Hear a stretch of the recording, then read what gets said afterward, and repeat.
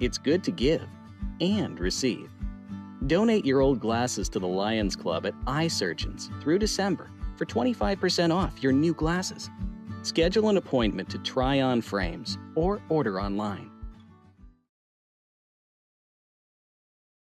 Cars are getting safer for front seat passengers, but what about for those who sit in the back? Tiffany Craig has the latest series of crash tests that put the rear seats to the test.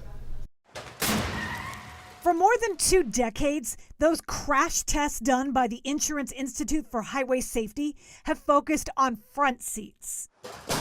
Now those tests include passengers in the back. We're measuring the likelihood of injury to that rear passenger that's now seated right behind the driver. IIHS President David Harkey says small SUVs hit a barrier at 40 miles an hour with an adult-sized dummy in the front and a dummy about the size of a 12-year-old in the back. All the vehicles tested got high marks for preventing injuries to the driver. But when the rear passenger was factored in, only 2 of the vehicles got a good rating, and 9 of the vehicles got a poor rating. The Volvo XC40 and Ford Escape earned a good overall grade. Now compare this crash to another vehicle that got a poor rating. The head turns violently before slamming into the seat.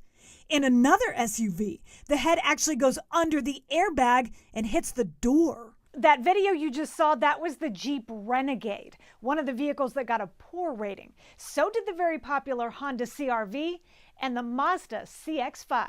Seat belts are a big reason why some SUVs didn't make the grade. In the front, vehicles have belts with a tension system that lessens the force of the crash.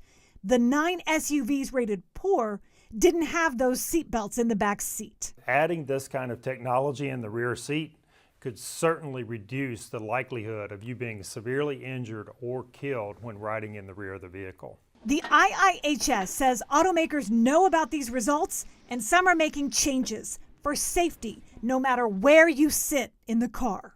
Tiffany Craig, KHOU 11 News. If you want to read about all of the SUVs tested, you'll find the info right now on KHOU.com.